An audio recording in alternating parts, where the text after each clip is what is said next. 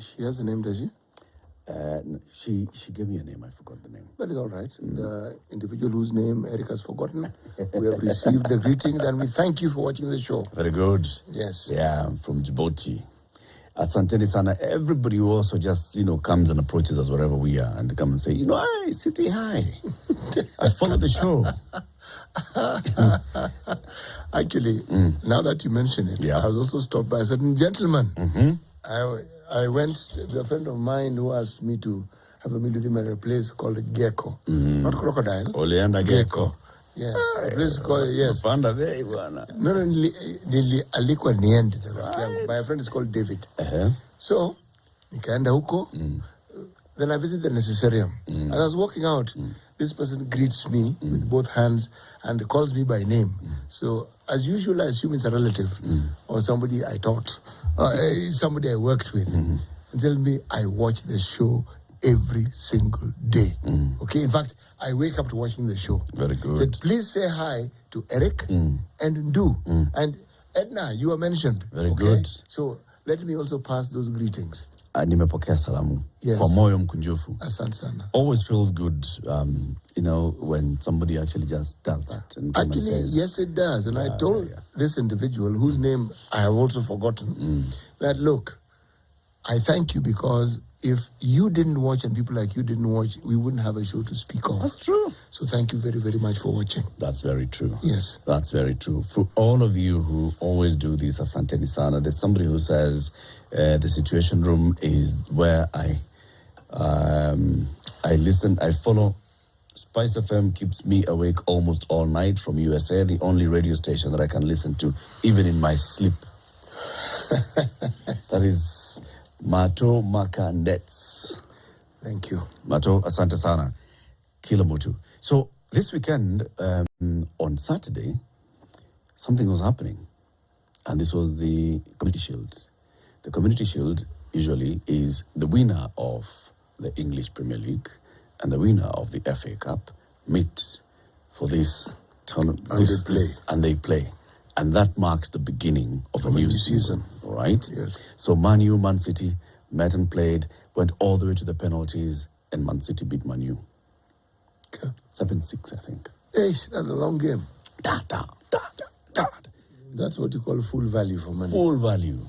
Full value.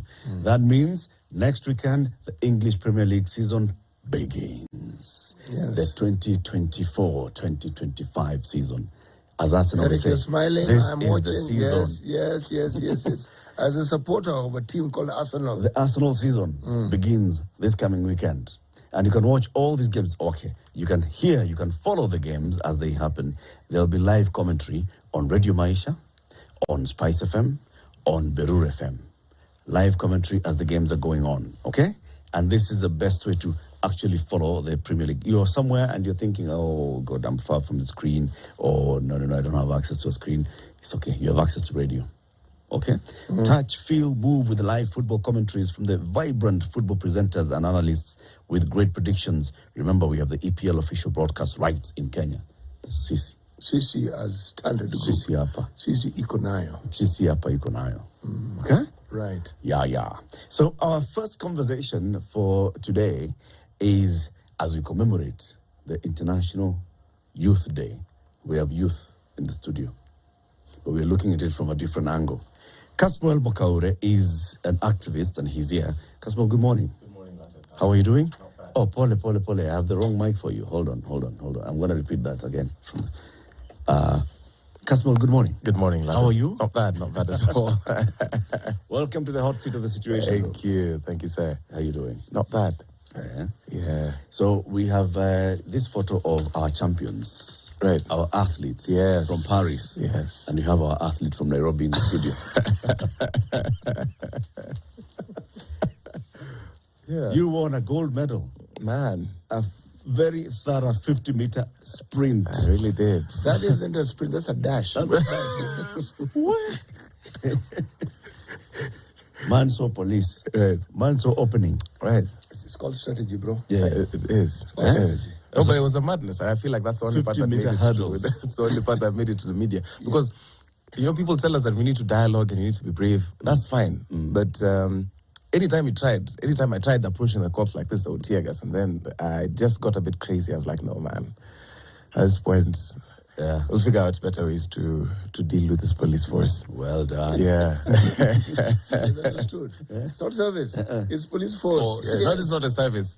This is a force. This is a force. Okay. Yeah. City will welcome you with the day's proverb. Right. But as it does that, it's important that you know about going for regular medical checkups. Yeah. The Aga Khan University Hospital has a message for you, City. Well, all this tear gas that you keep inhaling, okay, it affects you. Yes. If you don't think so, and you think you're fine, even if you know you're fine, it is important to have a medical checkup because a stitch in time saves 9. It is better to be safe than sorry. Heri ujue na mapema. You can be young, you can be fit, and you can feel fine. But just to eliminate the slightest of doubt as to any lingering disease, because when you hear of someone suddenly taking ill, there's nothing sudden about it. That illness was there. They didn't know. When you hear of someone who has gone to the HDU direct, that person had an illness that manifested itself in the most severe way possible. All these things can be avoided if you actually take the time and bother. One, look for 9,950 shillings. Look for 10,000, then remove 50. Okay, you have the amount. Then go to any Aga Khan hospital outlet. Any. They will afford you a comprehensive checkup. They will look into the things that could possibly bother you and recommend further tests if there is a need. It doesn't matter how young you are. It is good to go and get checked. It's good to know. Right. When you're young, once a year, you're good. Now, this I recommend. If you're over 40, try twice a year. Twice a year, eh? Yes, you never know. You know how it is. Yeah. Ball joint in the body. Shock absorber. Thyroid end. Gasket. Kwanza, that one, with all that running. Gasket. Ukichoma gasket. Basi wewe kuisha. Wala maji yangeze kumix. Hiyo gari sasa. Bas. Yes. Okay, the proverb. We are in the Republic of Central Africa, otherwise known as the Central African Republic. Right. Now, this country has features. There are two that I want to mention to you. There's an index called the Human Development Index, okay? And they say that this particular country, they're looking at the 2022, the index is computed out of 193 countries. Central African Republic was 191. Okay, but among the things they looked at when they looked at the various details, they estimated it as the worst country in the world to live in as a young person. I thought I would just mention this to you. Wow. So be glad you don't live there and that you live here. Okay? All right, now the proverb. An elephant does not limp when walking on thorns. An elephant does not limp when walking on thorns. Yes. What's your interpretation of this one, Kasmuel? Oh man, that's an interesting one. But to me, it sounds as though what would generally trouble a simple mind, what would seem super devastating to a person who has had experience, seems like a small problem because of the magnitude of an elephant, the thickness of its skin, to what we would see if a human were to trample on a thorn. It would be such a huge story. But for an elephant, it's nothing but quite literally a walk in the park. Yeah, that's what I think. I don't know. That's very well interpreted, extremely well interpreted. Very good, thank you. That's a very good one. Yes. Okay. Before we come into our conversation about, what we call, it started off as Gen Z, but now basically everybody's saying, no, I'm also Gen Z. Actually, let's just call it Kenyan citizens, agitation for better governance. Right. Before we get there, who's Kasmuel? I'm a musician. I'm a pianist specifically, and I'm also a composer. Apart from performing, I'm an educator. I studied finance at the Technical University of Kenya, and I'm a swimmer as well. In a nutshell, that's the stuff I do on a daily, weekly basis, and I also make suits. Yes. Those are his human activities. Those are my human activities. Yes. Superhuman activities. Flash Gordon.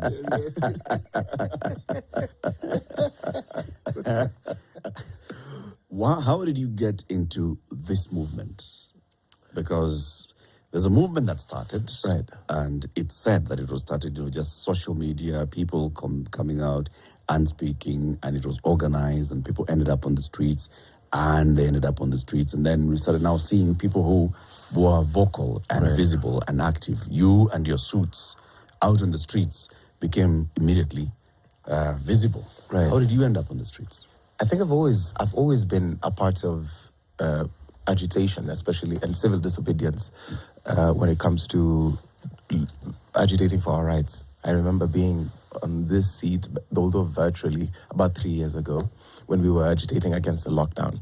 So consistently, I've always believed in protests and protesting.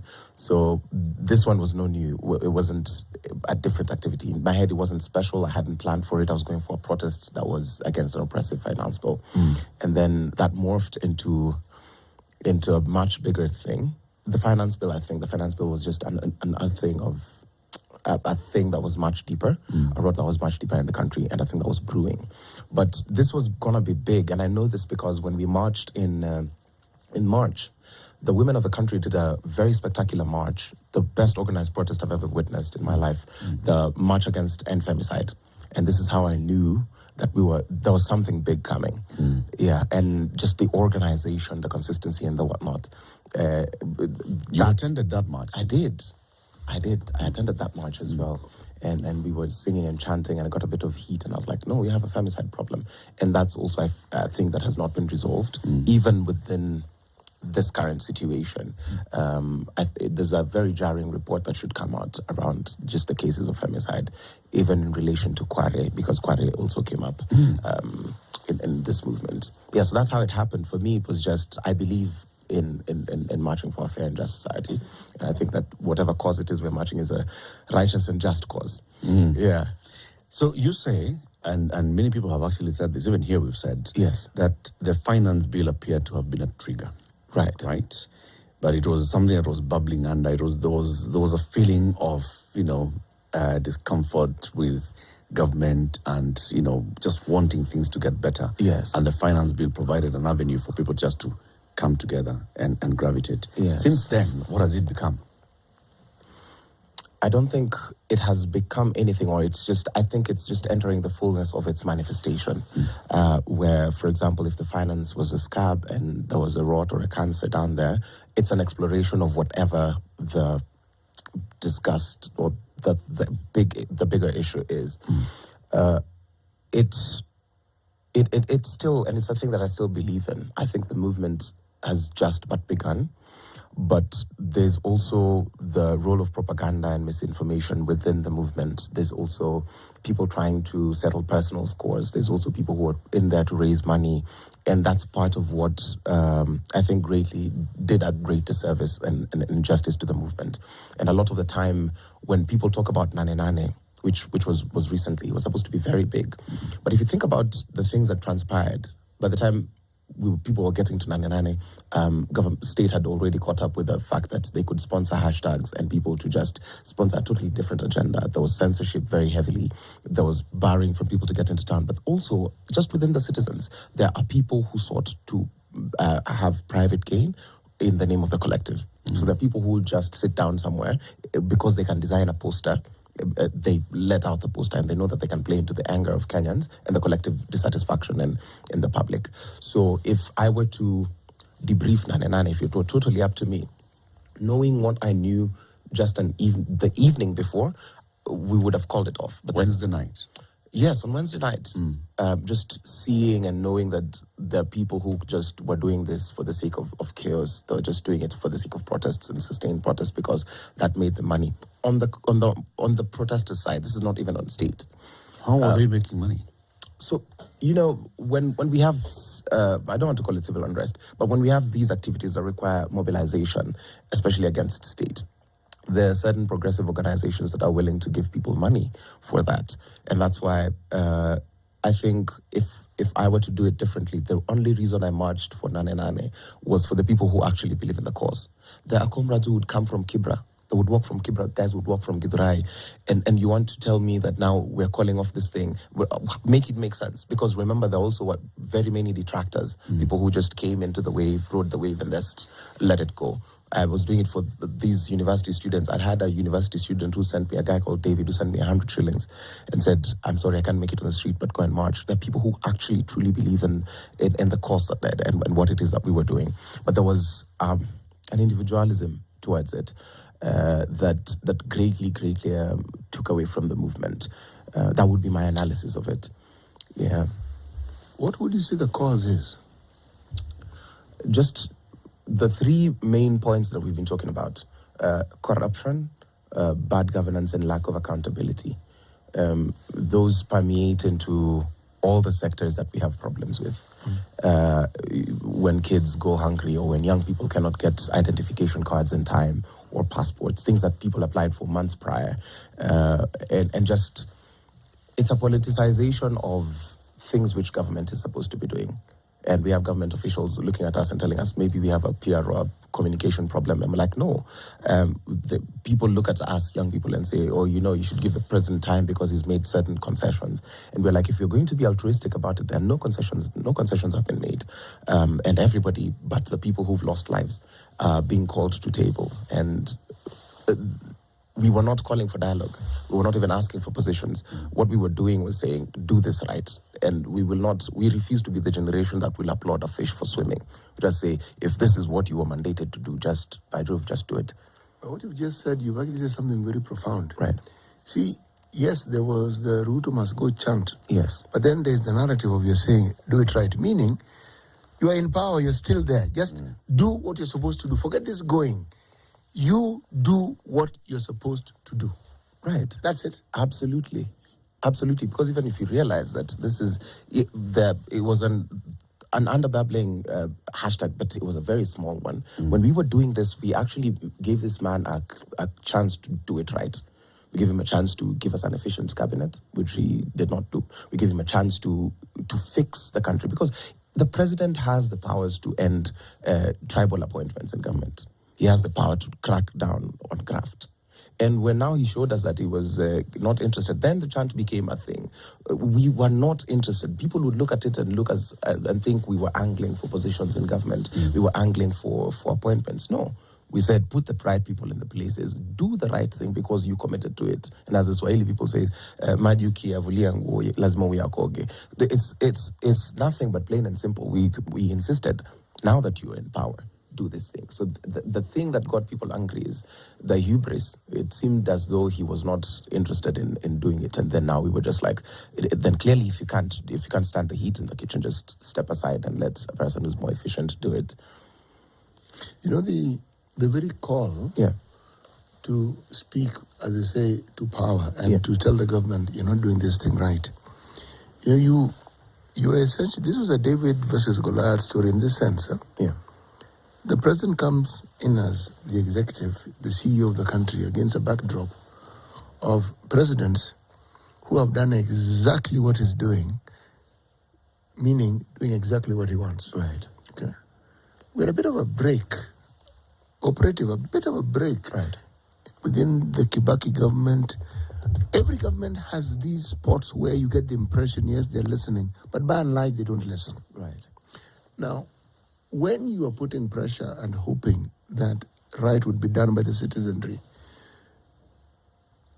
what was the plan for what we now have when the government has shown you with great clarity that they have no intention whatsoever of doing what it is that you asked for? Right. I think that's very interesting because a few weeks ago, I don't think I would have answered it clearly because our greatest strength has always been the leaderlessness.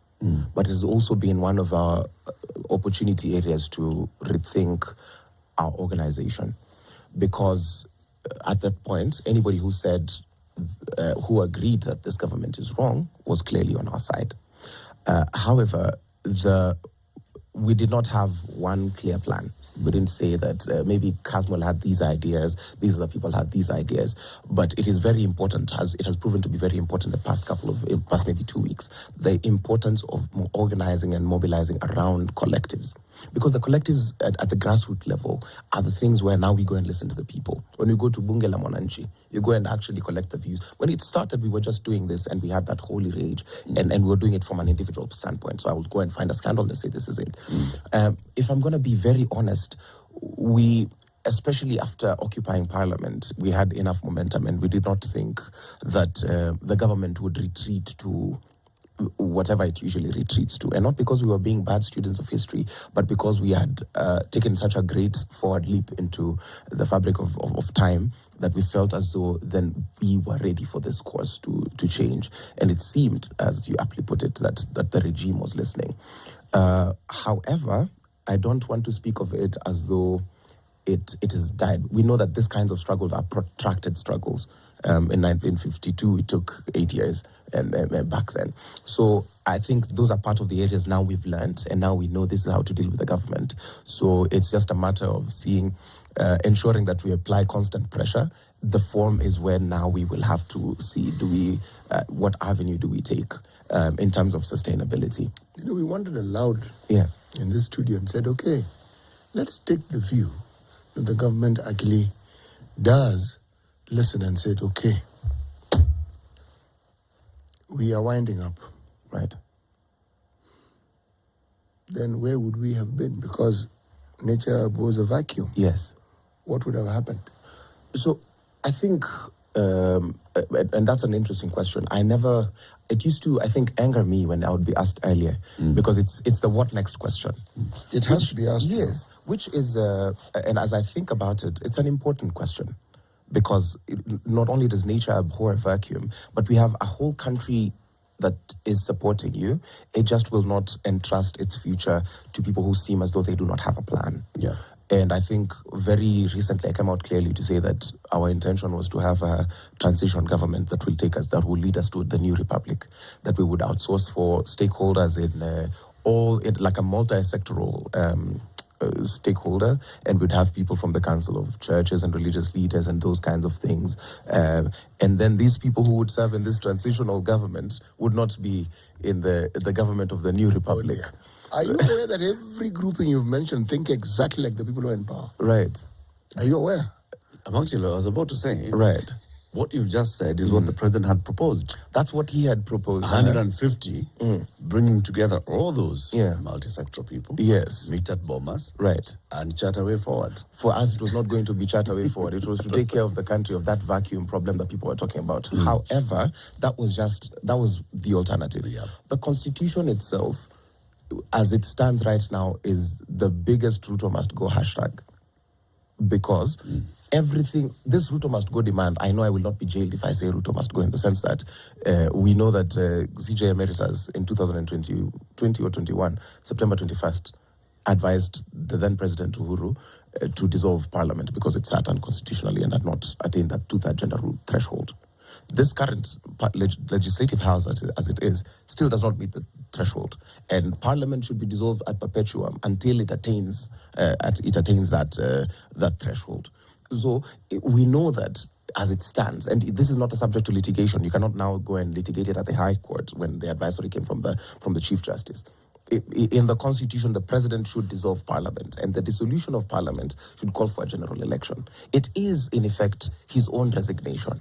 And that should happen ad perpetuum. So if we were just to sit down and say, follow the Constitution, if I just said Ruto must go, it is equivalent. The synonym is follow the Constitution, synonym is all these things. Because then if we do not have a legislative house sitting at that number, he's not beholden to have a cabinet that sits at that number, or PSs, or heads of parastatals. So if constitutionally, I don't see where the vacuum would have arisen from if he resigned.